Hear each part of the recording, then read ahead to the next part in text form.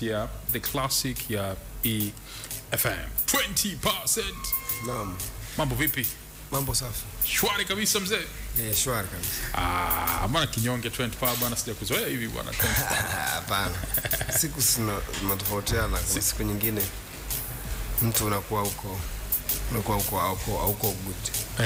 Au sio? Lakini I hope mambo kiafya nini yako fresh. Yeah, kiafya niko sawa. Sawa bwana, karibu sana kwenye The Classic ya EFM bwana.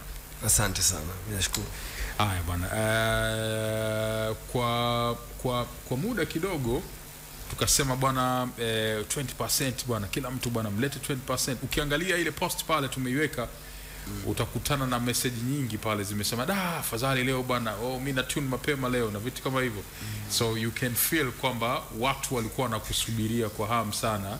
Ndio. Kupitia The Classic. Kwa hiyo hii inamaanisha kwamba kile ulichokifanya miaka mingi iliyopita bado watu wanaendelea kukiheshimu, na ndio maana wameamua kuwa wanakusubiria kwa namna yoyote ile, alimradi uweze kutujoin hapa au vipi bwana? Ndio.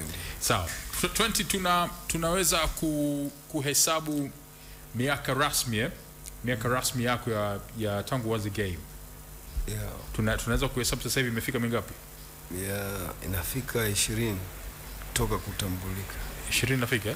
Yeah. Official kabisa ilikuwa mwaka kuanza wimbo wa kwanza wa Manemane umeanza kutoka 2004 mwishoni, 2005. Yeah. 2004 mwishoni. Okay. Kwa hiyo tukianza kuhesabia pale ndio tunaweza tukapata miaka kama 21 hivi. Yeah. Aha, sawa. Mimi nina taarifa fulani hivi ambayo sasa leo ningependa unithibitishie kama ipo hivyo ama la. Lakini kwanza mnyamwezi wangu DJ Mbu. Yeah. Hapo bwana, umemsikia mkali 20 anasemaje? Anasema kwamba ukianzia pale kwenye Manemane pale, sawa? Yeah. Inakuwa miaka 24 yupo kwenye game. 21 2004 inakuwa 21. Kianzia pale, si ndio? Kwa hiyo kwanza katika hiyo miaka 21 tunafanyaje? Give it up. Miaka 21 sio mchezo mzee wangu, ndio maana tunakuwa tunapiga makofi ya heshima kwa miaka 21. So give it up kwa miaka 21 ya 20% kwenye game, kwa sababu huyo ni kijana kisha balaghe, mwingine anakuwa kishaoa na mwingine anakuwa tayari na mtoto kabisa. Yeah. Kwa hiyo respect kwako 20% kwa kuweza kukaa hapo kwa miaka 21. Sasa kuna hadithi fulani unataka ndo nikasema utanithibitishia leo. Kuna hadithi fulani inaonyesha kwamba kabla ya Manemane uliwahi kufanya kazi na Complex. Ndio. Hiyo ilikuwa mwaka gani hiyo? Hiyo mwaka 2002. 2002. Na kurudisha tena. Yeah. Okay. Hapo sasa tuna hiyo 2002. Kwa hiyo tukirudisha hapo inakuwa 20 ngapi hiyo?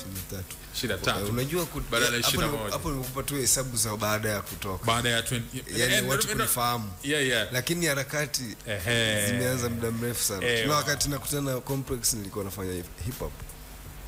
Ndo napotaka hapo hivi. Ndio.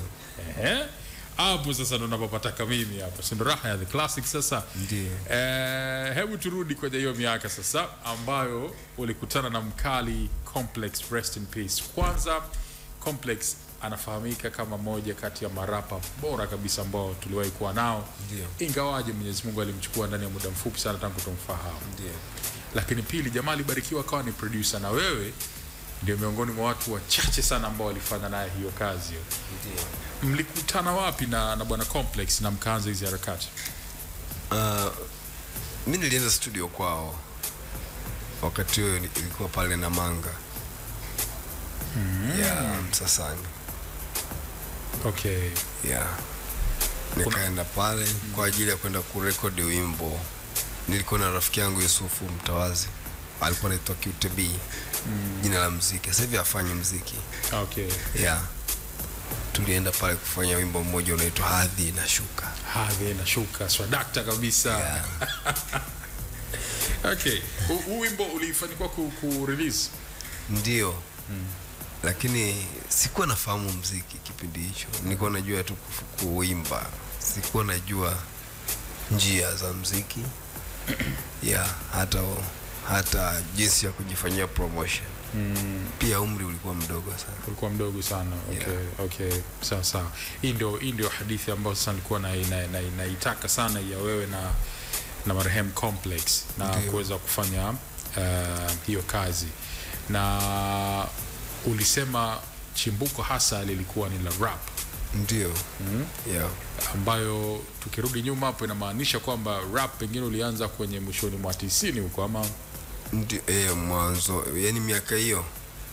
Kwa sababu unajua Bongo Flava haikuwa ya kuimba pale mwanzoni. Sahihi. Yani kuimba kulikuja baadaye. Na walianza kuimba ilikuwa ni kama masiara tu, kama mzaa. Ikaonekana kwamba sasa muziki umekuwa na pande mbili. Muziki wa Bongo Flava, yani kuna rap na muziki wa kuimba tena. Lakini mwanzoni asilimia kubwa ya wasanii ilikuwa ni watu wanao rap. Watu wa kuimba walikuwa wanachukuliwa kwa ajili ya kupiga vitikio tu kwa wachache. Ni sahihi kabisa. So ilianzia kwenye rap na kisha ndo baadaye ukajikuta kwamba ndio nikaanza kuimba baadaye. Okay. Kwa Complex ndio tulikutana hapo. Na yeye alikuwa ananipenda sana kwa sababu ya nilikuwa mdogo, lakini nilikuwa ni mtu ambaye anaandika sana mashairi. Alikuwa anazoea kuniita Kanyani. Alikuwa anakuita Kanyani? Kwa nini alikuwa anakuita hivyo? Au basi masiara tu. Tulikuwa tumezoeana. Na hapo ndio sehemu ambapo nilimtambua pia hata Brighton, of course. Maana yake hata baada ya kifo chake Complex niliendelea kuwa na mahusiano na Brighton. Hata baadhi ya nyimbo zangu nikafanya pale kwa Brighton. Hapo kwenye studio hiyo Backyard. Sababu ule wimbo ana feature nimefanya pale. Hata wimbo moja nilimwimbiaga Mwalimu Nyerere pia nilifanya pale. Fana Backyard. Kwa hiyo ndio hadithi yako na Backyard ilikuwa hata kuna wimbo mmoja unaitwa Mbele Kweupe. Okay. So baada ya kifo cha Complex haukuondoka moja kwa moja Backyard? Lakini nilikuwa nimebadilika tayari, nishakuwa naimba sasa, sio kurap. Okay. So Complex wakati anafariki ulikuwa bado huja switch? Nilikuwa nimesha switch, lakini pia sikuwa tena karibu kwa wakati ule. Nilikuja kurudi tena baadaye hapo Backyard. Okay.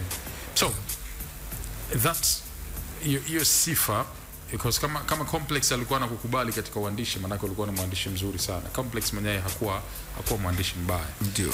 Na mimi nataka kufahamu hiyo sifa ya uandishi, namna ambavyo katika at that age ulijifunzia wapi hasa? Mimi nilipojua kuandika na kusoma nikawa navutiwa tu na kuandika. Yani nilikuwa napenda sana kuandika.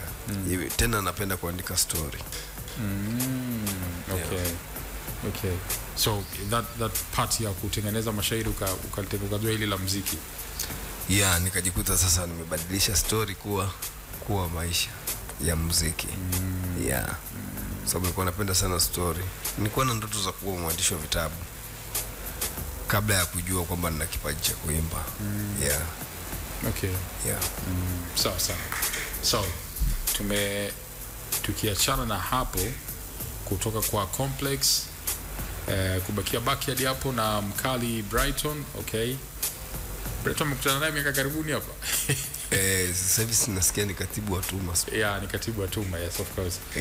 So sijakutana naye karibuni, lakini wasiliana naye. Unawasiliana naye mara kwa mara? Unajua ni mtu wangu wa karibu kiasi kwamba hata namba zake ninazo kichwani. Umezihifadhi? Tangia muda mrefu. Say safi sana. Okay, sawa. Mimi huwa nawasiliana naye lakini sija kufikiria kuhifadhi namba yake. Okay, sawa. So nilikuwa nasema kutoka hapo kwa Brighton hapo na pamoja na kwamba ulikuwa umefanya kazi na Complex, baadaye ikasemekana uliwahi pia kupiga kazi na marehemu Roy. Ndio. Roy ulikutana naye baada ya kutoka Backyard?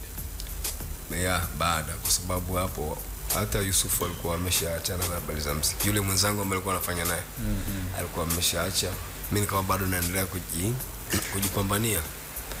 Kuna mama mmoja alikuwa anakaa Mbagara, sio sasa hivi anakaa wapi, alikuwa anakaa Kiburugwa, alikuwa anaitwa Mama Maria Moto. Yule mama alikuwa amevutiwa na mimi, uimbaji wangu. Alikuwa na bendi ndogo na baadhi ya watu, kina brother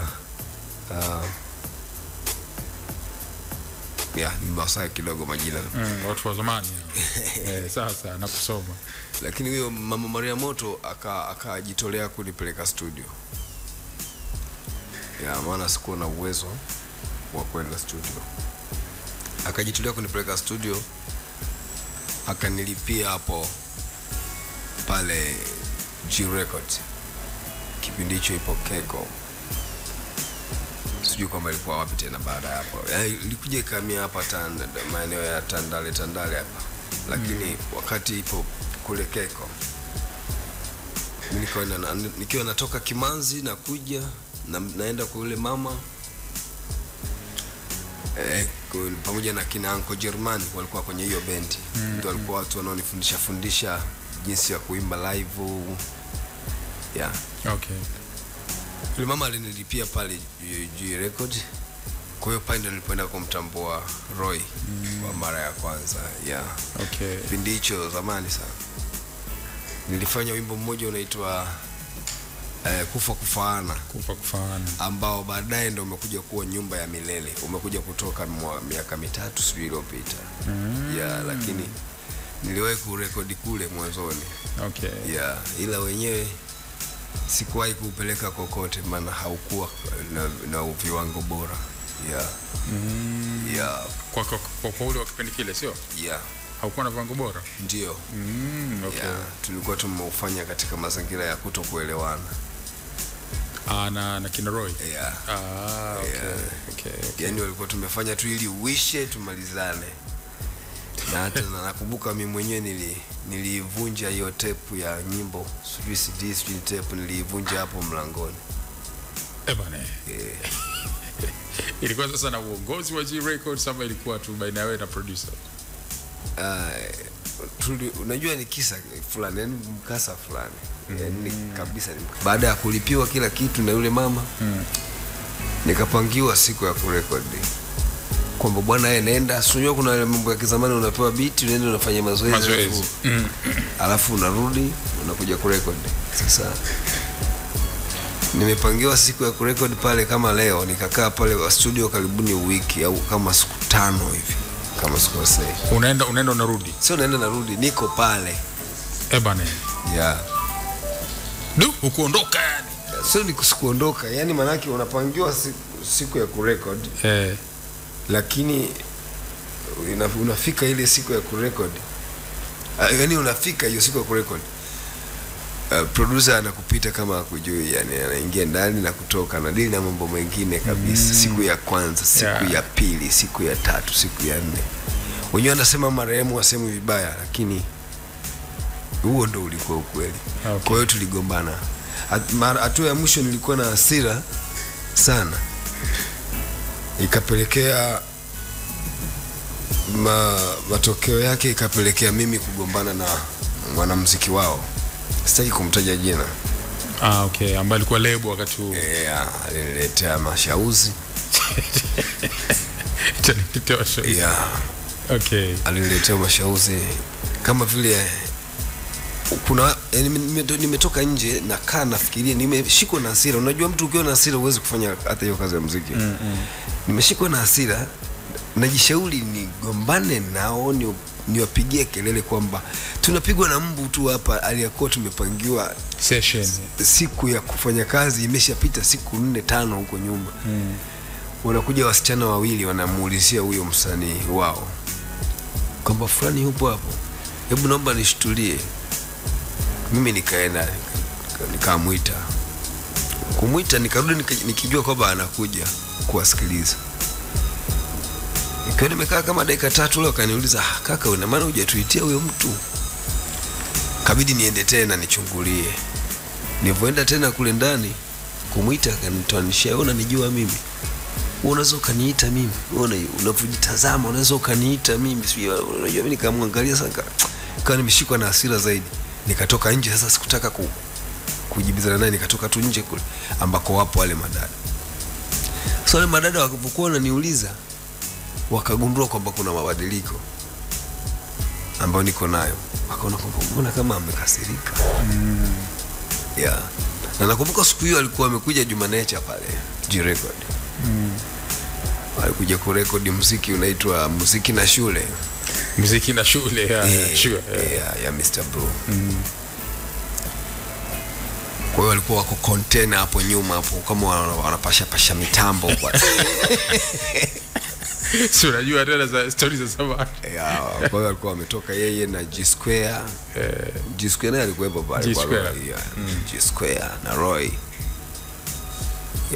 Pale studio kuna wanamuziki kama wengi sana pale wamekaa, wengine pale ndo wanapigwa na mbu, wengine wamepangiwa kurekodi siku zimeshapita kama mimi. Kwa hiyo baada ya kutoka kumuita yule mtu, nimetoka huku nje na hasira zangu za kujibiwa vibaya na ule msanii. Wale madada wakaniuliza, kaka, uko sawa kweli? Mbona hauko, yani huyo mtu hayupo, alafu na wewe huyo mtu aje, alafu na wewe mwenyewe unaonekana kama vile pumzi zimebadilika. Mimi nikawa nashindwa kweli kuwajibu, nikawa nimebaki tu nimenyamaza. Najisikia vibaya sana. Kabidi wao wajitose wenyewe kuchungulia pale na kumuita. Kilichonitia hasira zaidi ni kwamba aliposikia sauti ya wanawake aliitikia haraka sana yani. Mbona? Yama hapo akatoka mbio, yani akaja kuwasikiliza. Sasa waliokoroga ni wale madada. Ikabidi wamuulize, ina maana huyu tulimtuma huyu kaka aje kuite, mbona hujaja? Na hivyo kwa mpumbavu, sijui ni mtu aliyokosa adabu, akaanza kujibu pale nikiwa hapo kwamba mtu kama huyu anaweza kaniita mimi sijui kitu gani. Nilikuwa nimeshindwa kuvumilia, nikamkamata, nilimfiligiza pinda sana pale, na nikamwambia kwamba wewe una chochote unachokifanya, yani katika wanamuziki wewe bado sana. Man. Ila hili siwezi kukuambia kwa sababu sasa hivi wewe huoni chochote kwangu. Sasa ndo akanikuta hao kina Roy na Jospin. Bwana kutulia msanii wetu. Na wao ndo nikamwambia nyinyi ndo chanzo. Mimi ndo chanzo cha yote, kwa sababu mimi nipo hapa na karibuni siku 5 sijui wiki niko hapa. Hivi mnajua tuna maisha gani sisi ambao tunatoka huko mbali kuja kurekodi Dar es Salaam? Kweli mwanangu, natokea huko Alafu unakuja unatuweka tu hapa. Unajua tunakula nini? Bajeti zetu za maisha zikoje? Tunapigwa na mbu tu hapa kama hatuna kwetu. Nataka kurekodi au mnipe pesa yangu. Nishabadilika tayari sasa hapa. Nimeunganisha matukio yote huko. Nikamwambia hapa mnanilipa tu pesa. Lakini swala kusema nikae mpaka kesho sikai, na kuondoka bila kurekodi siondoki. Waidha mnipatie pesa. Ndio ikabidi aingie urekodi sijui. Kwa hiyo ndio tulifanya kazi kwa staili. Hapo kweli kazi haiwezi kufanyika hapa. Na mimi mwenyewe nilikuwa najua tu hapa tufanye kazi hapa, kilichobaki ni malipo tu. Ndio maana nikatoka tu pale studio nikaivunja hiyo tape hapo nje. Alafu nikamwambia kwamba tutakutana tu kwenye maisha. Wale ndio ilikuwa ndo track inaitwa Kufa Kufaana na Kufa Kufaana. Mkasa wa Kufa Kufaana ulikuwa noma sana. Na mwisho kabisa ndio ikaja kubadilika. Yaani haikutokaga tena, na sikuwahi kufikiria kuifanya mpaka baada ya kifo cha Magufuli ndio nikasema niitoe huo wimbo. Kwa hiyo baada ya ule msiba ndio kaja kaitoa. Ndio ikaitwa Nyumba ya Milele. I say. Bwana, kila mmoja ana hadithi zake, na hizi hadithi za zamani, unajua zamani kama ambavyo anasema 20 bwana mbu, ilibidi uwe na moyo sana wa uvumilivu. Watu wengi sana ushasikia anaamua kuacha kazi studio na nini, kwa hiyo ilibidi uwe na uvumilivu ule uliopitiliza kabisa. Nakumbuka hata kuondoka pale studio. tulitembea kwa miguu kutoka pale Keko mpaka Kiburugwa. Du, Saa 7 ya usiku. bwana. Nikiwa na washikaji zangu wa zamani sana kina M2Zemo. Huyo ni Mustafa Mariki, lakini kuna mwingine alikuwa anaitwa Faraji Nunda. Wale ni washikaji zangu ambao nilihangaika nao sana. Ambao wao walikuwa wamekupa tu tag ya kufika pale. I say. Anyways, that's 20%. Sasa ukisikia mtu hiyo sasa ndo story kabla ya Manimani. Watu walipokuja kusikia Manimani wakaona kwamba ameanza jana ametoka. Ilianza mchekea. Tukumbe mtu kuna vita fulani ulishapigana nayo na ndio maana tukawa tunatengeneza hizi classic moments. Anyways, ladies and gentlemen, unaweza ukatujoin pia tukiwa na 20% hapa. Unaweza kaingia YouTube hapo kaangalia kupitia EFM Tanzania. Na wakati huo pia unaweza kaangalia kupitia TVE pale tuko live pia, na unaweza ukashare kupitia YouTube hapo kaandika ujumbe wako na tukausoma hapo kupitia kazi zake. So leo tutaangalia the story ya 20% na mafanikio yake mpaka hapa umefika. In the meantime pia tutakukumbushia kazi zake mbili, ana double release ambazo zipo sasa hivi na zinafanya vizuri sana. Kabla ya yote bwana 20, kabla tujaendelea, kulikuwa kuna namna ulikuwa unatumia jina moja linaitwa Akili. Ndio. Akili ndio jina lako la kwanza la kisanaa. Ndio. Ambalo lilikuwa lina present nini? Lilikuwa lina present vitu viwili. Kwanza ni majina yangu. Kivipi hapo tunataka hapo? Ukichukua hizo first letters za kwanza. Ambayo ni Abbas Kinzasa Lipakale. Abasi Kinzasa Lipakale ndio tukapata neno Akili. Okay.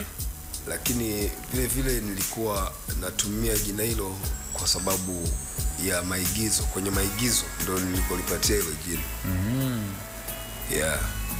Kwani kule nilikuwa naigiza kama mtu fulani ambaye yuko sawa kichwani, na mwenzangu akawa anaigiza kama mtu ambaye yuko tofauti. Chengu tunasema. Kwa akili na batili. Akili na batili. Okay. Okay. Hiyo sasa hiyo kwenye maigizo hiyo. Kwenye maigizo na muziki vilienda sambamba huko na kimoja kilianza? Nilianza kujishughulisha kabisa, nilianza na muziki. Kwani nilianza kuandika na nikawa nasikia melody ambazo sijawahi kuzisikia kokote. Yani ikiwa na maana ni rahisi kuziamu. Yani ni rahisi kuzimiliki, si unajua? Yani hiyo ndio maana halisi ya kipaji cha muziki. Maana unaweza ukasikia melody ambazo hujawahi kuzisikia kichwani mwako mwenyewe. Yes, sahihi. Lakini maigizo nilifanya kwa sababu kuna wakati mimi muziki nishawahi kuacha kabla ya kutoka. Okay. Nishawahi kuacha muziki. Kwa hiyo nikawa nafanya maigizo.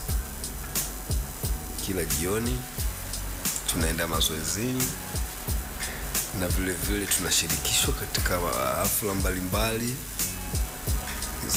za serikali na za kijamii. Za kijamii na za serikali. Okay. Na kundi letu liko linaitwa Solidarity Youth Group SYG. Ile kundi liko Kimanzi Chana. Kwa hiyo nini kilisababisha ukaachana na jina hili la Akili na ukalichagua 20% baadaye, na kwa nini ikawa 20%? Kuna baadhi ya watu bado wanaita Akili. Of course. Ndio maana nimeamua niligusia hili jina. Sababu sijaachana nalo. Hujaliacha bado eh? Siwezi kuachana nalo jina langu kwa sababu ni jina langu. Lakini niliacha kulitumia kwenye muziki kwa sababu ya Akili the Brain. Alipotokea Akili the Brain. Okay. Mlipishana au of course nafikiri Akili the Brain kuja kutoka hivi ndio ikakufanya wewe ukaamua kulinanie ukalikwepa. Maana yule nani mkongwe yule sana. Nilianza kusikia jina lake. Nikaanza kuacha kulitumia. Yeah. Na vile vile sikuacha kulitumia yani sikuwa nalitumia kwenye muziki jina lake. Okay. Lakini ulikuwa unatumia zaidi kwenye uigizaji. Nilikuwa nalitumia kwenye uigizaji. Ikiwa na maana kwenye uigizaji wengi wanaendelea kulita Akili. Okay. Au wale nilikuwa naigiza nao au watu waliokuwa wanafahamu jina hilo bado wananiita Akili. Hata Batili hawezi kuniita jina lingine. Batili bado yupo yeye. Yupo ya. Okay. Kwa of course kuna watu ambao mkizoeana sana anakuita ile jina ambalo mmezoeana, yani hajalishi kwamba umekuwa maarufu kwa jina jingine. Hawezi kuniita 20. Okay. I say safi sana bwana. Kwa hiyo kama ulikuwa ufahamu bwana, 20 zamani alikuwa akitumia mpaka sasa hivi hilo jina ni jina lake jingine, second name, ambapo sasa ilikuwa anawakilisha Abbas Kinzasa Lipakale. Lipakale. Alright, sawa. Tumetoka kushuhudia, tumetoka kusikiliza from Complex to Roy to hiyo hapo. Sasa hadithi inasema kwamba moja ya ugomvi mzito sana na mzee ilikuwa hili swala la muziki. Alikuwa haamini sio? Na ikasemekana kwamba mzee alikutimua kabisa, kuna kipindi akataka kukaa na wewe kisa muziki. Ndio alisema kama unaamini kwenye muziki nenda kafanye muziki. Wewe ukifanikiwa kwenye hiyo njia nitaamini kwamba wewe ni mwanamuziki. Ila ukishindwa rudi nikuelekeze cha kufanya. Bana, hiyo ndo kauli ya Mshua, ilikuwa iko hivyo. Ulikuwa na task moja kubwa sana ya kumprove kwamba ulikuwa katika njia sahihi kabisa. Na yeye ndo mtu wa kwanza kusikiliza nyimbo zangu katika familia, yani nyumbani. Na yeye ndo mtu ambaye baadaye akaja kusema kwamba mimi nilikuwa najua ni uhuni tu, nilikuwa najua. Lakini anamwambia mama, mwanao unajua anajua kuimba na anajua anaimba nyimbo za maana. Nilikuwa sitaki kumbusu kwa sababu nilikuwa najua ni uhuni. Of course, kwa sababu bado lile vugu la kutoka kwenye ile rap ambayo ilikuwa inaonekana uhuni. Mara nyingi wanamuziki ilikuwa ni uhuni. Kitu kingine ni kwamba familia nyingine watu wengi wanaamini kwamba kila kitu kinatokana na damu ya familia, labda utalisi kitu kutoka kwa mtu fulani. Sasa akiangalia upande wa mama haoni, upande wake yeye haoni, anaona kama vile hapa vipi nimepigwa ni anaona hii mbona kitu kipya hichi. Lakini ilikuwa inapaswa tu wa Afrika, wa Tanzania, inapotokea mwanao ana kipaji hata kama kinakushangaza, jitahidi kumsupport hata kwa kumpa moyo. Inasaidia sana. Mpe nafasi kwanza. Hata kwa kumpa moyo. Unajua kuna baadhi ya watoto wetu wana vipaji ambavyo sisi wazazi wao hatuwezi kuwasaidia.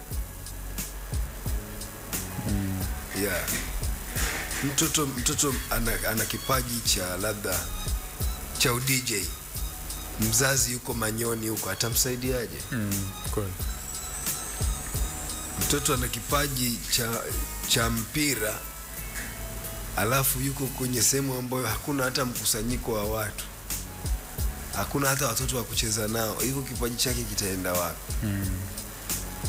Lazima ata struggle. Kwa hiyo lazima tu tunahitajika kuwa support. Wazazi support yao ya kwanza kwa watoto wao ni kuwapa moyo tu. Sawa. Kwa sababu mwenye kipaji sio mzigo. Mwenye kipaji hakosi wa kumuokota. Sahihi kabisa. Mbaya sana kwa wewe mzazi ambao umeshindwa kumsaidia mtoto wako wakati anahitaji, alafu baadaye ukataka yeye akusaidie.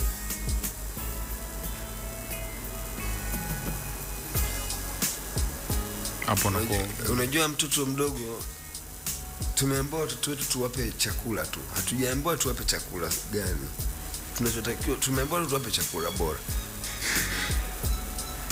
Unapompa mtoto wako chakula, unaweza kumpa tu ugali na matembele, lakini inampa jeuri ya kukataa pilau la jirani.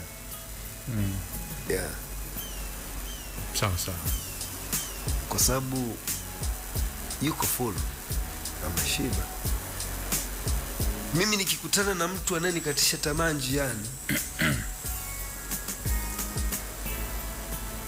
kitakachonisaidia kupambana na ile kukatishwa tamaa ni energy ninayopewa nyumbani, ule moyo ninaopewa nyumbani, hope, matumaini hayo ninayopewa nyumbani ndio yatakayonisaidia kupambana na kuvunjwa moyo kule mtaani. Sawa kabisa. Ukivunjwa moyo nyumbani, huko mtaani wanakumaliza. Yeah. Kwa hiyo huo ndio ulikuwa wito wangu. Ilikuwa ni dancehall ambayo kama ina melody. Style fulani ya dancehall ambayo raga dance. Ambayo ndani yake sasa ina melody. Ambayo ni kama vile ulikuwa unaendana exactly na time, kwa sababu before hata kwenye dancehall ambayo tulikuwa tunaiona inatokea ilikuwa iko popular ya Jamaica na nini, kabla ya ile 2000 ile wengi walikuwa wanaenda ile hard kina Buju Banton kina Shabaranks ambao wao puya definitely ambao wao sasa walikuwa wanaipoza na waimbaji kina Maxi Priest wale kina Maxi wale kina yule anaitwa Pliers, yule Chakadema and Pliers na wengine. Lakini sasa kwenye 2000 hapa walikuja wale watu ambao walikuwa wanafanya sasa hiyo melodic dancehall, yani hao ambao sasa kina Wenwanda, Shaggy, sasa that time na wewe ulikuwa umekuja hapo. Ndio nilikuwa nataka kuja hapo.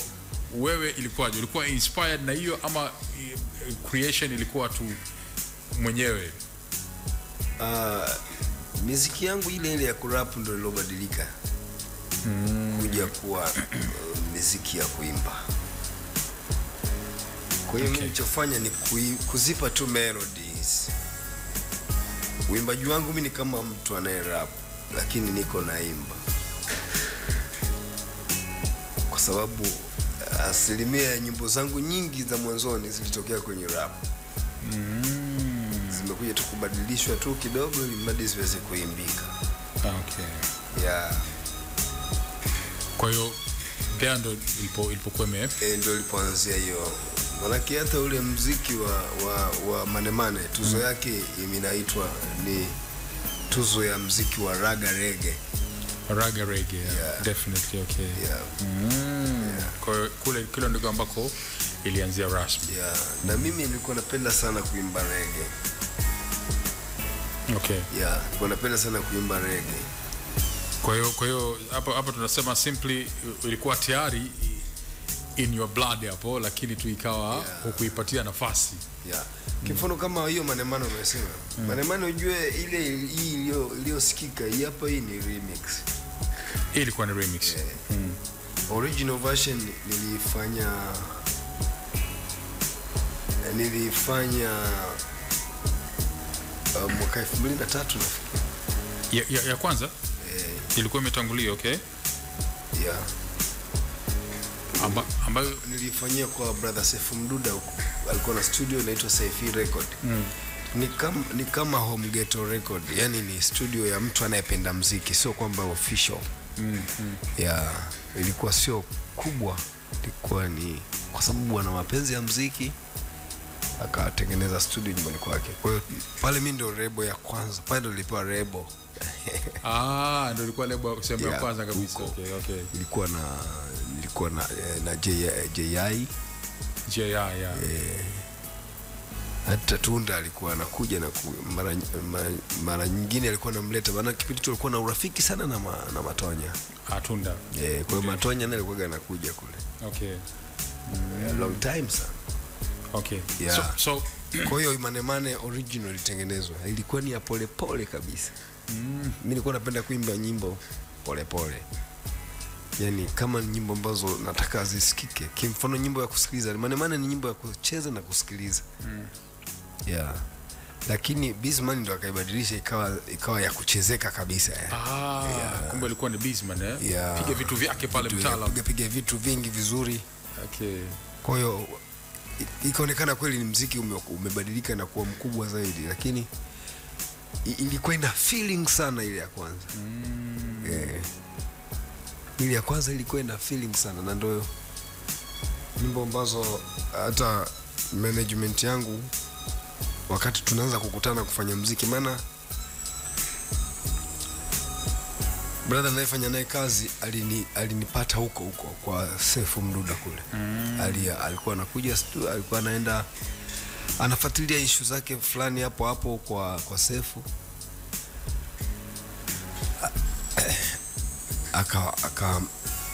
Sefu akamwambia kwamba hapa na vijana wengi kama 3-4, hata JI naye alikuwa lebo pale. Mtaalamu.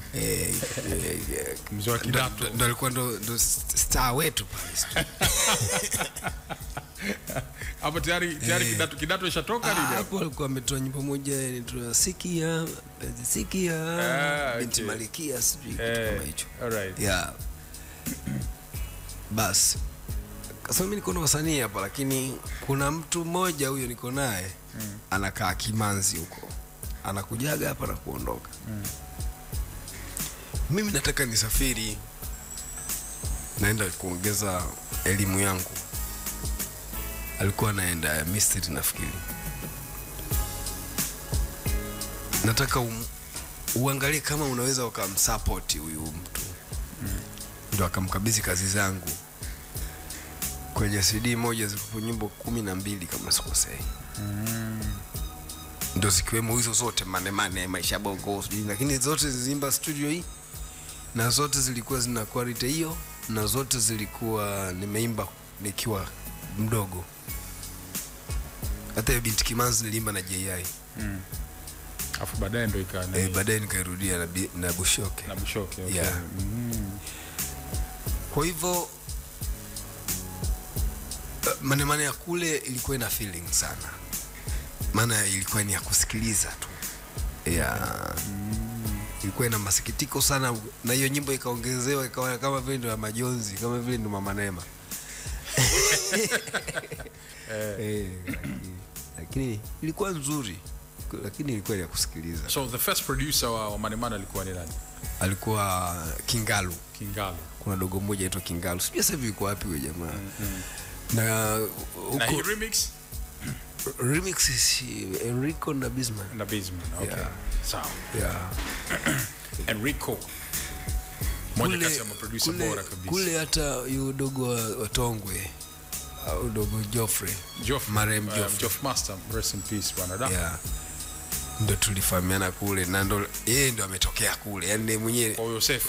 Kwa Yosefu. Kwa studio Yosefu. Yaani huyo alifanya kazi studio ya hapa, mwisho wa picha brother akapeleka studio pia Iringa. Songea kama sikosei. Geoffrey akaenda hadi huko Songea. Yaani alijifunzia pale na mpaka akaja kuwa producer mkubwa. Okay, yeah. Geoff Master. Yeah. I say, kumbe bwana hii story, hii hadithi ilianzia kule. Ndio. Okay, sawa. So this song ilivyotoka bwana, ilikuja ikawa ina mapokezi fulani ya hatari sana kabisa. Lakini pili, ukiachana na hiyo,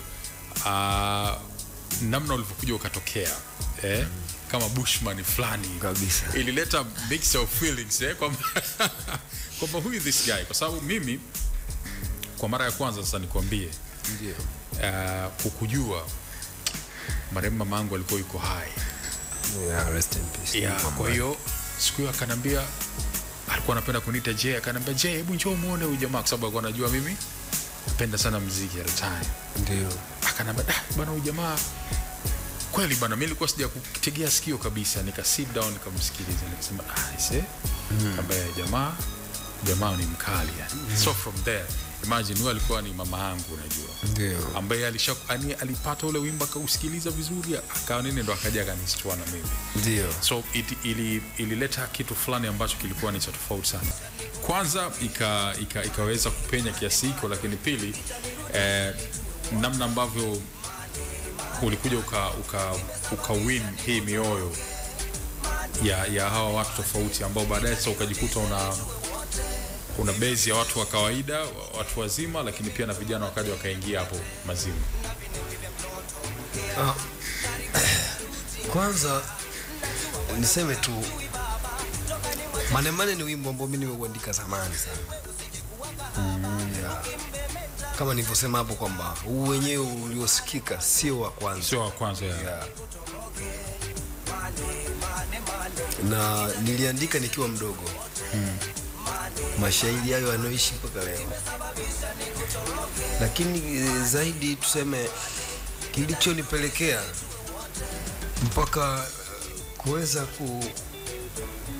kufika au kufikisha muziki wangu kwenye jamii na rika tofauti, kwa sababu ukumbuke katika story yangu nilikwambia mimi nilikuwa na vita kuanzia nyumbani. Yeah. Kwa hiyo mimi nilikuwa na kutokukubali. Yani, kwa hiyo mimi nilikuwa nawaza sana ni jinsi gani nitamconvince hata mzee wangu aone tu kwamba sawa, wanamuziki wengi ni wauni.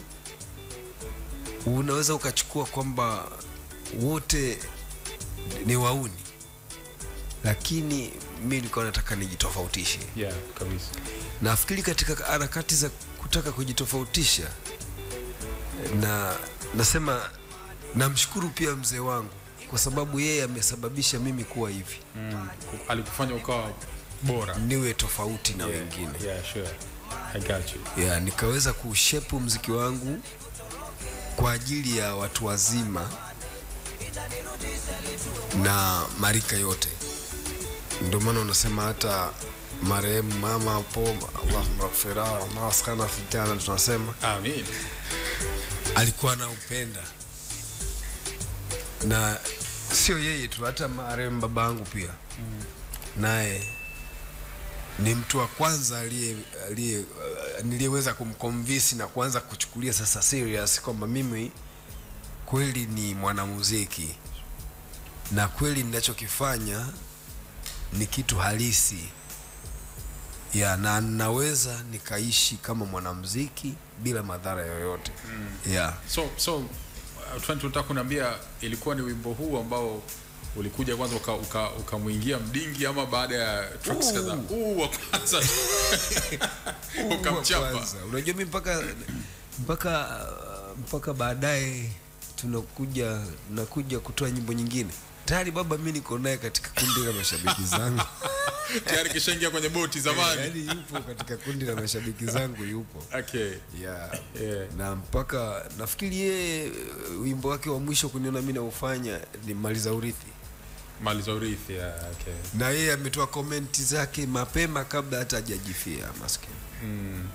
Na okay. Nafikiri hata wimbo ama comment za nyimbo na muziki wako general, kutoa ushauri wakati wa kufanyikaji wa video. Wow. Sijakuona hata siku moja ukishika jembe. Unajui kwamba ni mtoto wa mkulima. Ingia hapo. Kipande kimoja nataka nikuone umeshika jembe. Okay. Na yeye mwenyewe baadaye akasema, kwa nini mnapiga picha, mnachukua video? Mimi kama mnioni hamtaki kunipiga hata picha moja. Na kweli ile ndio zikawa picha zake za mwisho. Yeah, I see. Yeah. Rest in peace bwana mzee wetu bwana. Na yeah, ndo safari zetu hizo, lakini the fact kwamba alikuja akabadilisha fikra zake kwa ajili ya kile ambacho ilikuwa ni big win kabisa. Na kuna wakati fulani yeye ndo kwanza kusikia wimbo wangu huo wa Manemane, maana mimi nilivyokuwa nimempoteza producer wangu yule brother Sefu Mduda alipoenda kusoma sasa. Ndio wakati ambao mimi nakwambia niliacha muziki. Okay. Kwa sababu sikuwa najua njia gani nipite. Ngine upite, okay, yeah. Nilikuwa na muangalia alikuwa zaidi ni yeye. Ndio nilikuwa naona kwamba yeye ndio anaweza akajua apite wapi na muziki wangu mpaka kufikia tu mimi niweze kufika na kwenda. Okay. Kwa hiyo mikaniko zangu Kimanzi, na naishi maisha mengine tu, naigiza na naishi maisha mengine tu ya kawaida. Na Kimanzi ilikuwa mwanzo mwisho yani. Wakati huo kuzaliwa mpaka ukujua. Yaani bado najiuliza ndo nishashindwa nini nirudi kwa Mshua. Nikamwambia nimeshindwa, nielekeza hicho kitu cha kufanya. Bana ilifikia hiyo wakati. Kumbe huku brother ndo ameshachukua hizo nyimbo kwa Sefu Mduda, ameshaanza kuzijaribu. Sasa wakati huo Kimanzi, hizi radio ambazo ziko tu hapa Dar es Salaam hazifiki. Kwa mimi mwenyewe sijui kama nyimbo zangu huko zimeshaanza kujaribiwa kwenye masikio ya binadamu. Babangu alikuwa anajihusisha na mambo ya serikali, alikuwa ipo katika pembejeo za wakulima, alikuwa anachea huko. Kwa akiwa kwenye semina walikuwa wanaenda, labda walikuwa wako Bagamoyo, kutoka Bagamoyo wakaenda Kibaha, unajua. Sisi ni watu wa pwani. Kwa hiyo yeye alikuwa anadili sana mazingira ya mifuko ya sulfur. Alikuwa serikali inamkabidhi kama vile yeye ndio msambazaji wa hiyo ile mifuko ya sulfur, lakini vile vile pia alikuwa anafanya biashara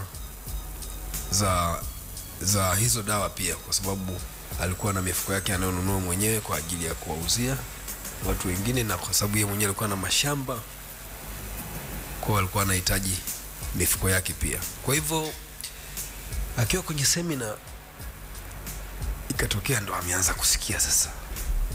Hiyo manemane ya kwanza ilikuwa haiiti 20%, ilikuwa inaita akili kama kawaida. Alafu ni Abasi na jina kabisa nimejitaja. Nasikia zamani ilikuwa ukienda kwa Muhindi bwana kuuza album anakulazimisha uchague lile jina la wimbo wako ambao ni hiti ule wa kwanza kabisa. Na wewe ilikukuta hiyo nini? Hapana, sisi tulikuwa tumefuata tu utaratibu, tumetii bila shuruti. Au sio Maana ilikuwa ndio hivyo, watu wanakuambia sijui nani alikuja hapa anakuambia ni wimbo ambao ulikuwa na wimbo namba 1, kwa mfano labda Adili labda alikuwa na wimbo unaitwa Peke Yangu. Na ukahit sana, basi anaambia bana hiyo album lazima iitwe Peke Yangu bana. Na mtema anakuambia siku moja alikuwa na masela, siku moja alishoka kwenda pale akasema 20% ambia Diamond tabembeleza toto yake na bagia paka lini. Sasa nilisema kwa usijua danganye na vibagia. Sure. Okay. 20% yambia hiyo Diamond tabembeleza toto yake na bagia, tatanganyia toto yake bagia paka lini. Okay. Sawa. Bana hii bana ikawa ni single nyingine ambayo ilikuja sasa, ni kama vile ile manemane ilikuwa kama inaweka watu sawa. Hii sasa ikaja ikapita, yani ikawa mafuriko sasa. Ya kabisa, watu wakasema, unajua zamani ilikuwa watu wanasema mtu anaweza akatoa wimbo moja alafu ikabahatisha anaofuata huko akazidi kushuka chini, sio tena kuendelea kupanda. Maana mtu akukufunika wewe kwenye muziki unapaswa uwe wewe mwenyewe. Sahihi kabisa. Ikitokea wewe mwenyewe umeshindwa kuimaliza kazi yako, ukawa unatoa kazi ambazo zimezidiwa kiwango na kazi zilizotangulia, hauna nafasi sana ya kuendelea kuwepo. Kwa hiyo watu walishtushwa na vitu vingi mule, kwa sababu Manemane albamu iliuzwa kwa wimbo mmoja tu wa Manemane. Yani watu hizo nyingine walikuwa hawajazisikia, watu kuzisikia, watu hawakujua kuna nini, lakini walipoenda kule nyumbani ndio wakuta kuna Binti Kimanzi, kuna Maisha ya Bongo, kuna Imani za Kishirikina. Bana sio mchezo maana, kwa sababu hii Binti Kimanzi nakumbuka bado watu wa hip hop na nini walikuwa bado wanaendelea kutawala, ndio, lakini this song ilikuwa imekubaliwa na watu wote, yani watu wa hip hop na nini, na so unajua watu wa dancehall na watu wa rap kidogo wanakuwa kama ndugu yani. Kwa hiyo ilikuwa goma fulani la kwenda yani kabisa, likaenda sana kabisa. So uliniambia kwamba mwanzoni alipaswa ilikuwa na JI, sio alafu ikarudiwa. Ndio. Na zote zipo kwenye album. Ile ambayo nimeimba na JI ambayo nilikuwa tumeimba tukiwa vitoto vidogo. Na hiyo hapo nimeimba na Bushoke. Na mpaka tunamaliza kufanya huo wimbo sikuwahi kubahatika kumuona Bushoke. Really? Bushoke nimekuja kumuona mwaka jana. Bana. Tumekuja kukutana Kongo. All these years. Mpaka tumefanya kazi.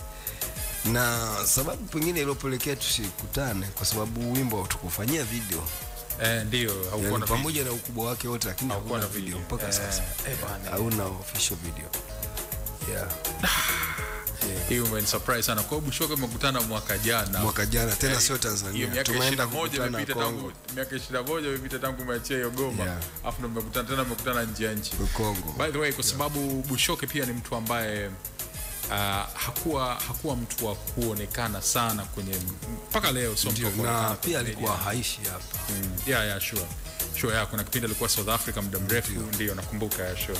By the way, hata sisi wenyewe hapa kwenye The Classic hapa tunamuinda na hatujampata hadi miaka yote hii. Kwa hiyo siku moja najua kibahatika kupata chance tutaweza namba yake nayo nitakupa. Inshallah utatisha sana, utamcheki mzee Bushoke ambaye hivi karibuni bwana amefanya nikah, amefanya ndoa, amefanya sunna ya kuoa bwana ya ameoa lakini ameoa nje ya nchi akiwa nafikiri somewhere Marekani hivi. Okay. Yeah, kwa hiyo hongera kwake pia kwa kile ambacho amekifanya siku za karibuni. The whole idea ya maisha ya bongo and the video purukushani zile kama mwizi anapigwa na nini, lakini pamoja na yote nafikiri wimbo unaakisi kila kitu ambacho tuko nacho sasa hivi, kilichopita na vinginevyo.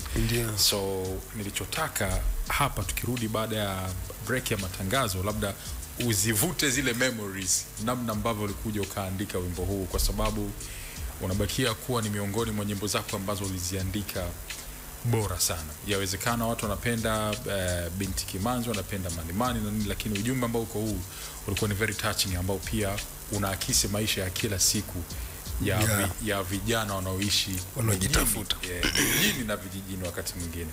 Huo ni wimbo ambao niliuandika au tuseme niliutunga. Maana wimbo huu haujawahi kukaa kwenye daftari. Acha bana. Ndio. Wakati una record ilikuwa ni kama una freestyle ama ilikuwa tayari uko nao tu kichwani? Wimbo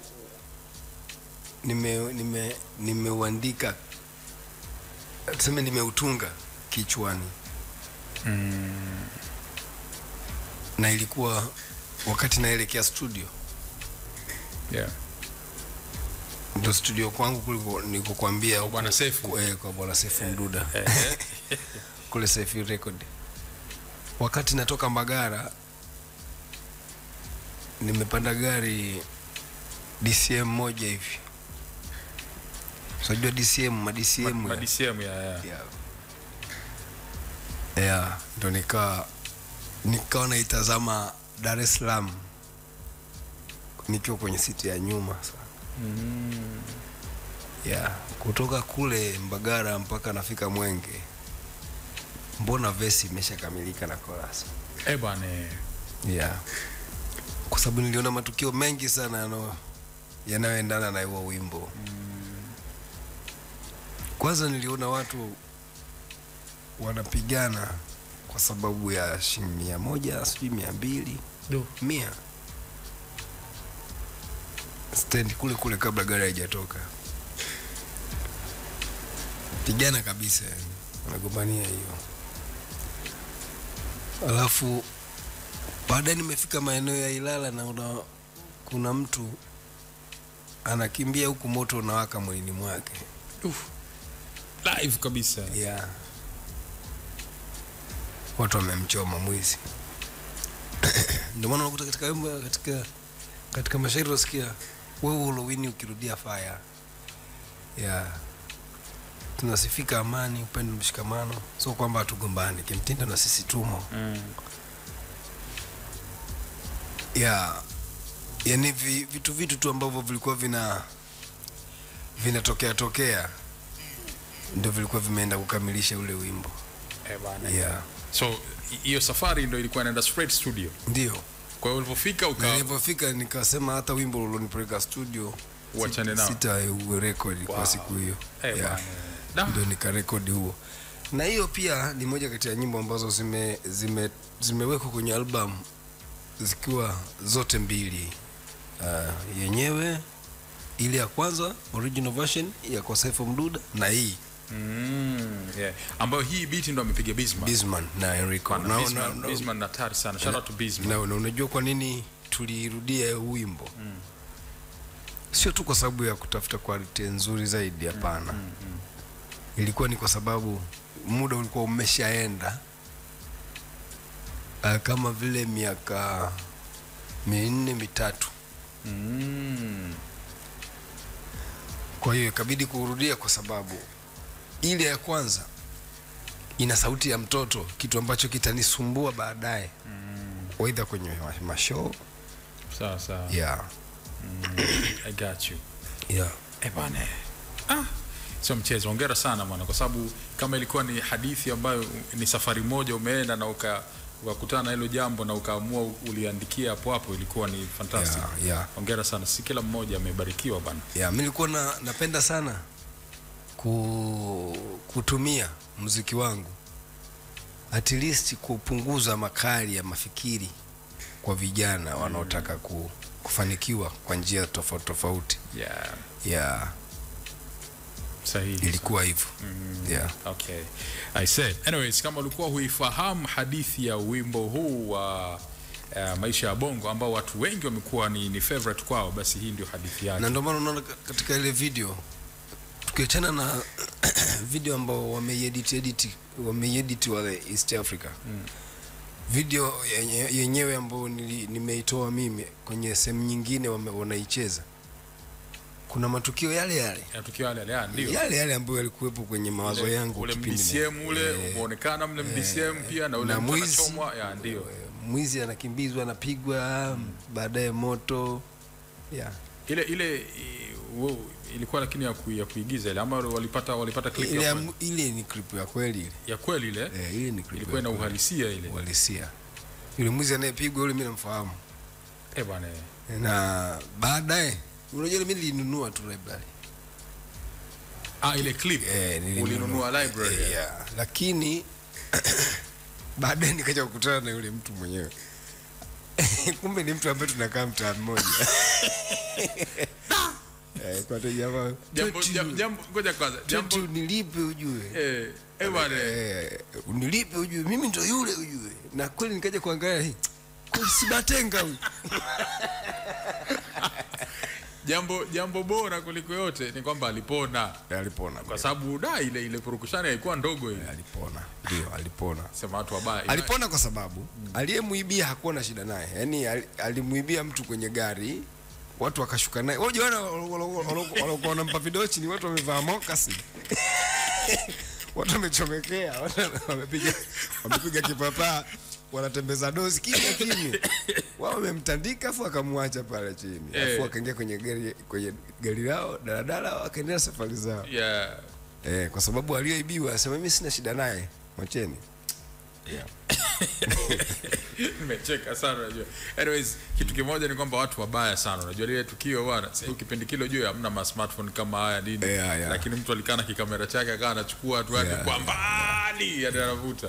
Kuna wezi wawili waliochukuliwa lakini ikaunganisha ilikuwa ni kama mwezi mmoja. Okay. Kuna mmoja alionekana anakimbizwa tu.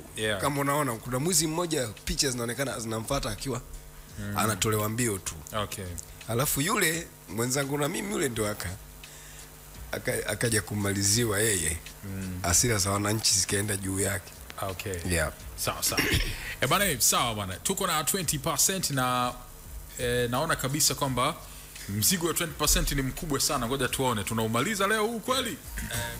Wale wakina mama waliongezeka sasa hivi, wao sio waliolengwa na 20% au walilengwa na mataaluma. Mataaluma ndo aliwaongelea wale wa kutelekeza watoto wao. Huyu wa 20% yeye alikufa akaacha mtoto. Huo ndo tofauti. Yeah, sure. Yeah, kuna yule ambaye anakuja anachungulia nyumbani anasema hawapo watamkuta mtoto wao hapa geti. Kuna yule wa kukimbia. Lakini huyu ni yule ambaye alikuwa alifariki akaacha mtoto. Sasa let's get back kwenye the story. Kuna muda pia uliwahi kuzungumzia sana kuhusiana na aina hii. Sijui was this mkasa fulani ni wa mtu wa karibu yangu, sio wa kunihusu. Japokuwa mimi mwenyewe ninaye mtoto ambaye amefiwa na mama, lakini sio akiwa mdogo wa siku 8. Okay. Sawa. Ni wimbo mwingine ambao pia mapokezi yake yalikuwa mazuri sana. Ndio, ni wimbo ambao unamgusa mtu sana. Unawagusa wahusika lakini unawagusa pia hata watu walioshuhudia. Waliowashuhudia wapendwa wao wakipitia hizo mambo. So wakati mgumu zaidi kwa msanii ambaye alifanya vizuri na albamu yake iliyopita ni wakati ambapo anaitafuta comeback. Ndio. Anakuja na second album. How was it? How tough ilikuwa mpaka unakuja kuachia Mama Neema? Kama nilivyosema, unajua muziki watu wanaangaliaga track ya kwanza, ya pili, ya tatu, wanakuwa tayari washakuelewa kwamba wewe unaweza au hauwezi. Ili wakuamini wanataka kuona wimbo wa pili umeufikia wimbo wa kwanza.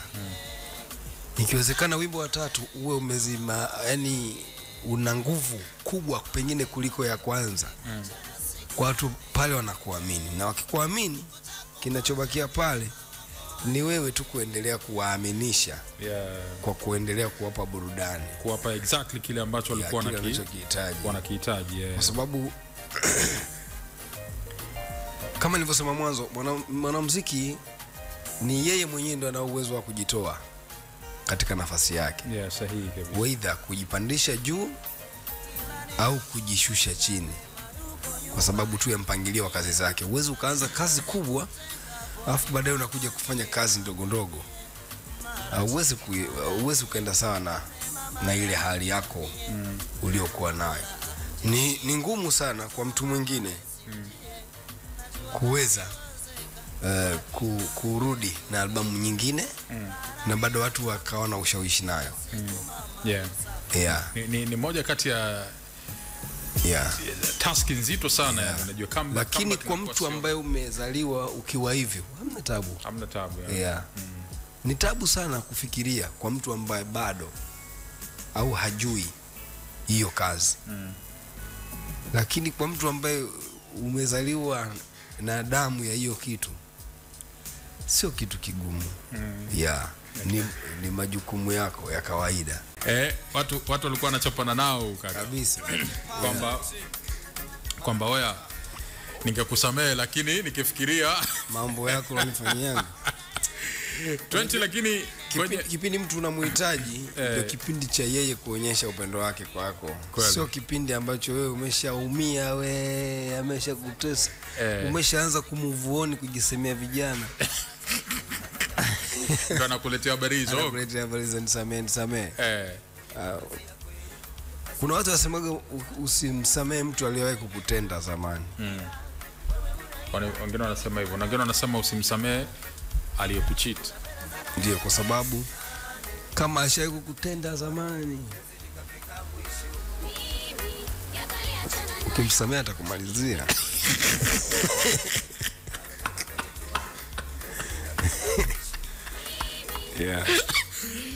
Kwa hiyo swala la kwamba kumsamehe mtu ambaye alikutenda zamani halipo.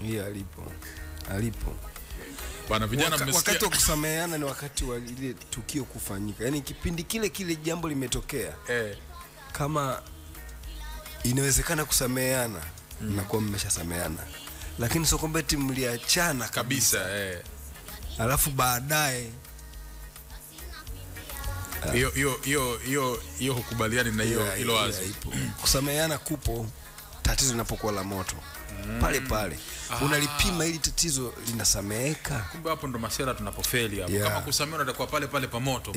Ila pale pakiwa pa moto pale, ujue ndo unasikiaga mtu anamkata mtu kidafu, unasikia hapo. Pale ndio kuna kipimo. Unajua kuna makosa hata kama yakikaa muda gani, bado yanakuwa maumivu yake yanakuwa yapoi yani. Kana kwamba ule mtu ukimwona tu unaweza ukawa unakumbuka tena, yani kama limetokea jana. Na kuelewa msemo zangu. Wewe msemo zangu unaongea kama una experience na mzoefu. Moyo na matobo. Moyo wangu kama tenga. Nimekusoma. Wale wana 20 anakwambia moyo wake kama tenga. Oya, usicheke mwanangu, usiombe akukuta. Hapa tayari ulikuwa unafanya kazi na Manwater. Ndio. Manwater naye mlikuja mkaa, na baada ya zile albamu ya kwanza kufanya vizuri, hii ya pili pia alikuja akaweka kitu chake kidogo, na kwa sababu wakati huo technology ilikuwa inaendelea kuimprove, kwa sound yake ikawa inaonekana iko more advanced kuliko ile awali. Yeye mlianza vipi mkakutana na kuendelea na kazi? Manu Water nilikutana naye kwa brother Kameta. Aha, ndio ambaye ni kama mentor wake huyo. Yeye ndo alikuwa yuko pale kuchukua baadhi ya vitu ambavyo yeye alikuwa hana. Ndio. Huyo alikuwa kama mentor wake kabisa. Ndio. Mtaalamu kabisa Kameta. Sijui kwa sasa hivi brother Kameta, lakini ndio tulikutana pale na Water kwa minajili ya kufanya kazi.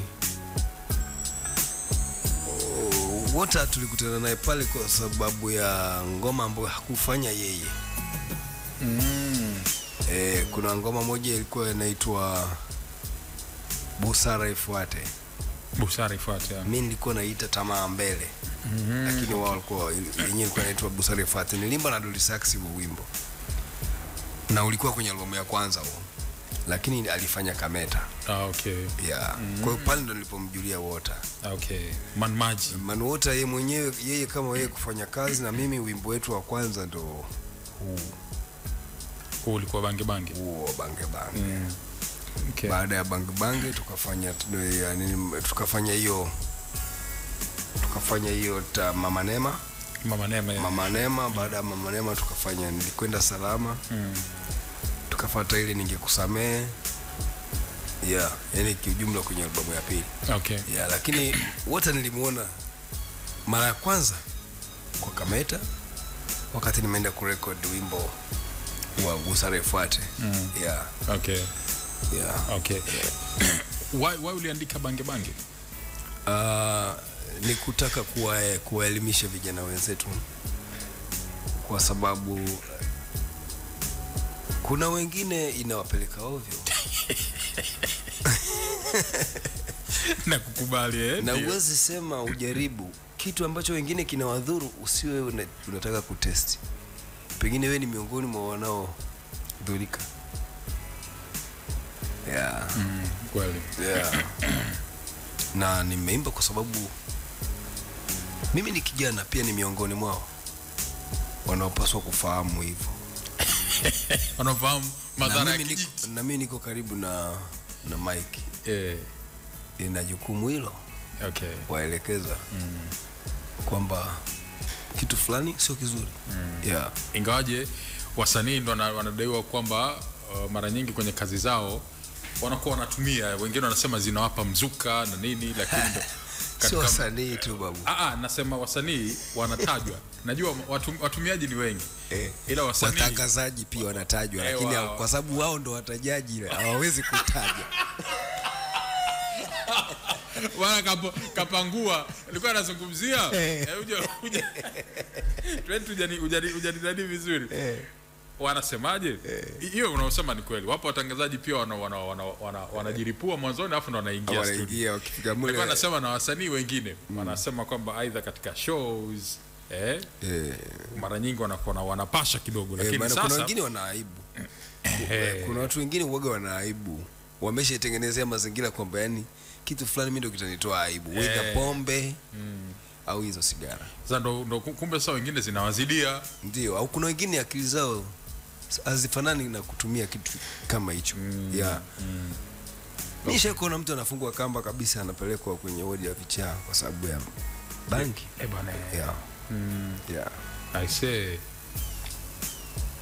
Mzee wangu, umesikia maneno hayo? Tuko DJ Mbu hapa bwana, mzee wa Kigambo Nino, na nilikuwa najaribu kumwambia tunasikia vitu hivyo. Kwa hiyo wanasema kama ikuhusu bwana achana nayo. Mbona bwana, na mzee wangu hapa 20 Pa alikuwa tu anajaribu kutuonyesha. By the way, wakati tunaelekea ukingoni kwa siku ya leo bwana, walau tumezipitia album mbili kwa leo. Kwanza tutakuja kuangalia na album inayofuata wakati mwingine, lakini this album ya Money Money na album ya Mtanzania, haya ni mawe ambayo tayari ulikuwa umeshashika na umeshatoa. Which one ambayo unajivunia kwanza kiheshima zaidi, lakini pia walau ilibadilisha maisha?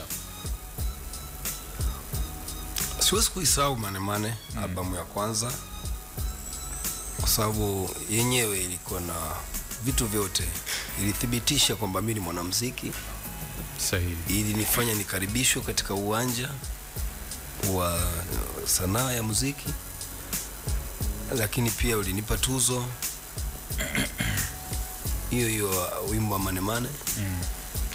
Lakini nitakuwa mchoyo wa fadhila nisipo iongelea albamu yangu ya 3 ya Nini Malumbano. Ya Nini Malumbano, ambayo hii sasa hii sasa kutokana na muda hapa naona kama manager unasemaje, muda hapa tukiigusa hii ujue atugusi kamera hapa. Kila albamu yangu tuitengenezee part 2, si ndio? Albamu ya 3. Kwa hiyo hapa manager anasema tuiache hii kiporo ili tukipiga part 2 hapa tukiigusa hii atuzungumzi kamera. Kuna vitu vingi basi kama kuna vitu vingi twende hiyo hapo, lakini basi albamu ya pili pia sio kitu cha kuibeza, kwa sababu albamu ya pili yenyewe ndio imetengenezea njia mpaka albamu ya 3 kutoka katika uzito ule. Kwa sababu albamu ya 3 imekuja kutoka mimi nikiwa na tuzo 5. Tuzo 5 zimetengenezwa na albamu ya pili. Kwa sababu albamu ya pili ndio ilifungua milango ya zile nyimbo, kwa sababu hapo katikati mimi nyimbo zangu zilikuwa zitaki kuchezwa. Kuna watu walisambaza habari kwamba 20% amekataza nyimbo zake kuchezwa radio baada ya albamu ya pili. Ile albamu ya pili yenyewe hiyo bange watu hawajasikia radio juu. Ni kweli hawakusikia radio, walisikia hata Mama Neema. Yaani hizo ni nyimbo ambazo zimekuja kutoka kwa nguvu ya filamu. Baada ya ule ukimya ule ukaichia filamu ya Furaha Iko Wapi. Huo mkasa wa kwamba ulisema nyimbo zako zichezwe ilikuwaje? Sijui kwa sababu gani watu walifanya hivyo. Na kweli ilini affect kiasi fulani. Lakini baada ya kufanya filamu na kuweka zile ngoma bangi Mama Neema mule ndani na zile za mwanzoni Manemane Maisha ya Bongo kuziweka mule ndani, watu wakazidi kumfahamu 20%. Kana kwamba mpaka anakuja kutoa albamu ya 3 ya Nini Malumbano, Tamaa Mbaya ilikuja kupokelewa vikubwa sana. Hadi kupelekea kuchukua hizo tuzo, lakini siri ilikuwa imeanzia kwenye albamu ya pili. Sawa bana. Unaweza ukatusimulia kidogo? Kamera nimezungumza hapa kwenye E20, nikaanza kuzungumza kwanza kamera ina faida sana, lakini kamera inaweza ikawa silaha. Ndio. Lakini wakati huo kamera inaweza ikawa laana. Ndio. Ina faida silaha, lakini pia inaweza kuwa laana. Na tuna mifano iliyo hai kabisa. Ndio. Vinafichuka vitu ambavyo you never expect, na sasa hivi ndio ipo kwenye simu. Sawa. Hata meneja wangu anasema watu wako Sota, sijui Basata walimsumbua au walimuuliza kuhusiana na baadhi ya maneno yaliyoko kwenye kamera. Kwa mfano, ninaposema mwanahabari siku hizi ni mtu tu, sio lazima chuo, sio lazima vyeti. Kama vile ni kuibeza tasnia ya habari, si ndio? Lakini mimi sikusema mwandishi wa habari, nimesema mwanahabari siku hizi ni mtu tu. Kwa sababu kamera imetoa hiyo access. Kamera, mwandishi wa habari anaweza akawa na maelezo mengi, lakini kamera ikawa na ushahidi. Sawa. Na vielelezo. Kielelezo kipo kwenye picha. Sawa. Ndio wanasema uliwapiga picha watafuta hela. Inamaanisha kwamba wale watafuta hela ni watafutaji wa hela, lakini ni kwa njia zisizo za halali. Ndio maana ikatumika kamera akawa kama shahidi, wale watu wakaenda jela. Kama unavyosema kamera iko na faida, hasara, jambo zuri kuwa nayo, lakini inaweza ikafanya kitu kibaya au kizuri. Definitely. Inaweza ikasaidia au ikadestroy. Inaweza ikamchafua mtu, baba wa familia akaharibu familia yake mwenyewe kwa sababu ya kamera. Sahihi. Mama wa familia akaharibu familia yake kwa sababu ya kamera tu. Kiongozi wa serikali anaweza akaharibu career yake kwa sababu ya kamera tu. Sahihi. Yeah. Sahihi. Yeah. Kwa hiyo kamera ni kitu kidogo, haina kazi kubwa kama vilivyoko ndani ya simu yenyewe vingine. Lakini wakati fulani inaweza ikatake action kubwa kuliko vyote vilivyokuwa kwenye simu, kuliko hiyo simu. Uko sahihi sana. Uko sahihi sana. Anyways,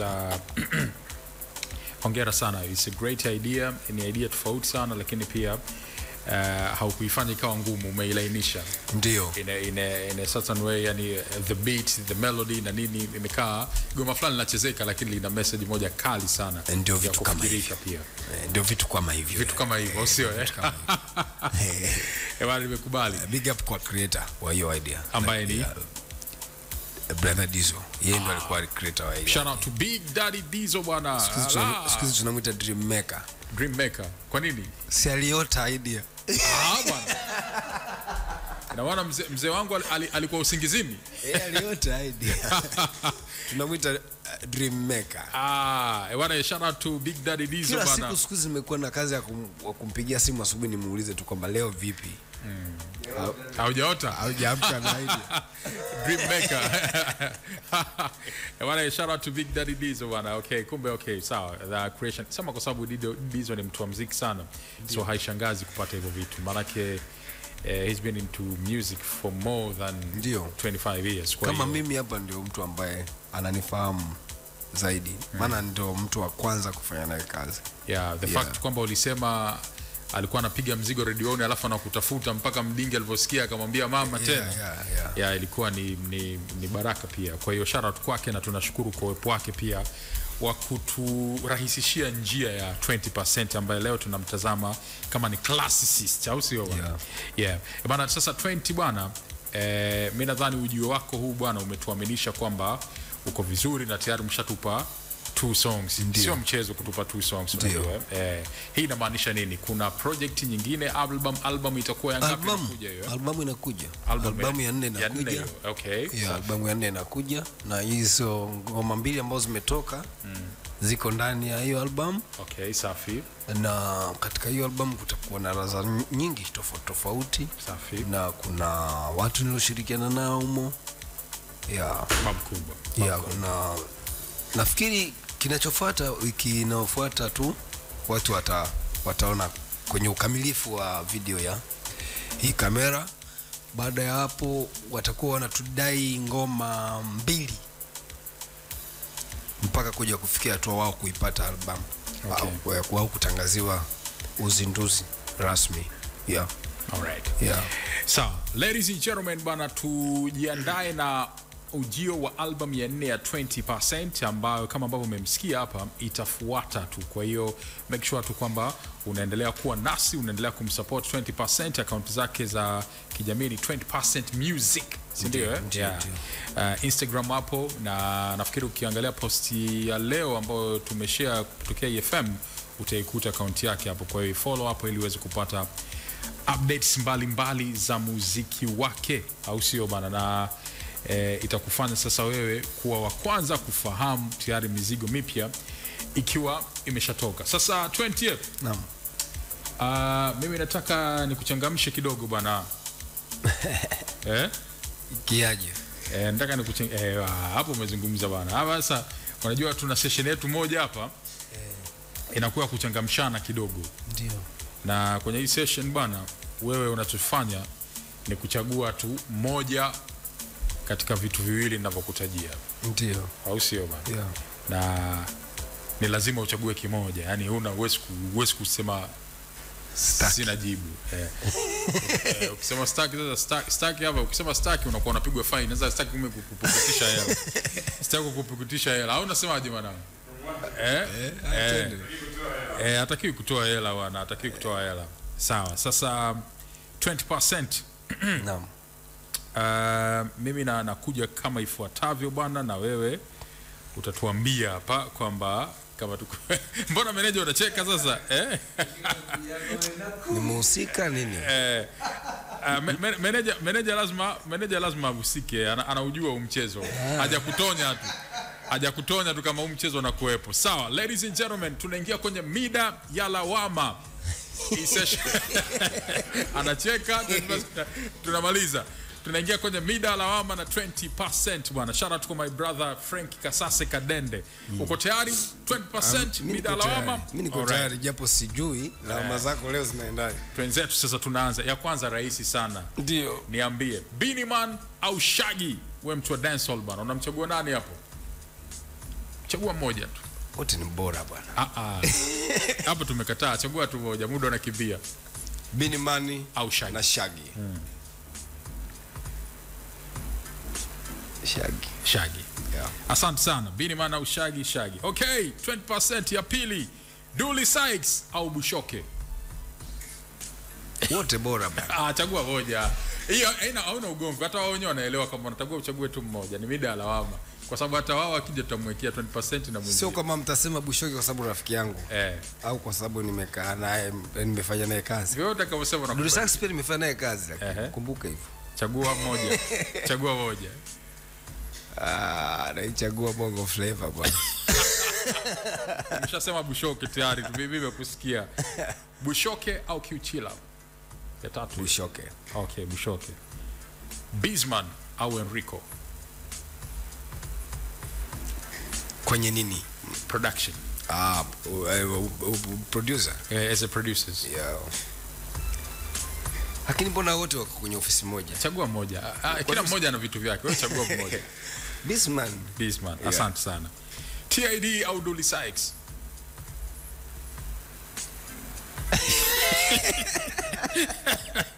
Meneja anakucheka. Tuanze TID au Dully Sykes? Hii si ajibu yeye tu meneja. Yaani meneja kazi yake ni meneja. Tuanze. Wote bora bwana. Chagua mmoja. Piga 2 minutes tu tumebakia. Na bado zingine kama 5 hivi. Hawakumaindi, hii ni mchezo tu. Unachagua tu mmoja. Dully Sykes amefanya kazi sana unajua. Tayari umeshachagua Dully Sykes hapo. Umeshatwende mbali sana. Professor J ama Sugu? Wewe pale umesema nimechagua tayari. Si umesema Dully Sykes, yani tayari Dully Sykes amefanya kazi nyingi tayari, maana yake ushamtaja. Fanya kazi sana yani, kwa unajua mimi sioni tu sababu ya kulaumu kwa nini hana tuzo, lakini ni mtu ambaye ameadmire watu wengi sana. Sawa. Ndio maana nikasema toka kipindi cha hiyo Salome nini. Sawa, muda wetu unakatika. Okay. Kwa hiyo Dully Sykes hapo. Professor J au Sugu? Conscious. Unajua hapo umetaja vitu viwili tofauti. Unajua wewe mtu mwingine, wewe ni legendi wa zamani sana, wewe mwingine bado alikuwa anafanya vitu juzi. Wewe chagua moja. Sio fair bwana. Achagua moja. Sugu. Sawa. Yeah. Hadmad au Madais? Hadmad. Asante sana. FIDQ au Joh Makini? Wote bora. Chagua moja. Chagua moja, zibaki 3 tu na sekunde zibaki chache. FIDQ Joh Makini? Ni watu tofauti bwana. Sawa, wewe chagua mmoja. Joh Makini. Asante sana. Bebe Cool au Bobby Wine? Bebe. Bobby Wine. Bebe Cool. Bebe Cool. All right, sawa. Ya mwisho kabisa. Shaggy au Sean Paul? Kuja kwa Sean Paul. Shaggy. Tuzetu sekunde 5. Shaggy. Yep. Asante sana 20%, tukutana kwenye part 2. Asante sana DJ Mbu, asante kwa wote mliosikiliza. TikTok ticking.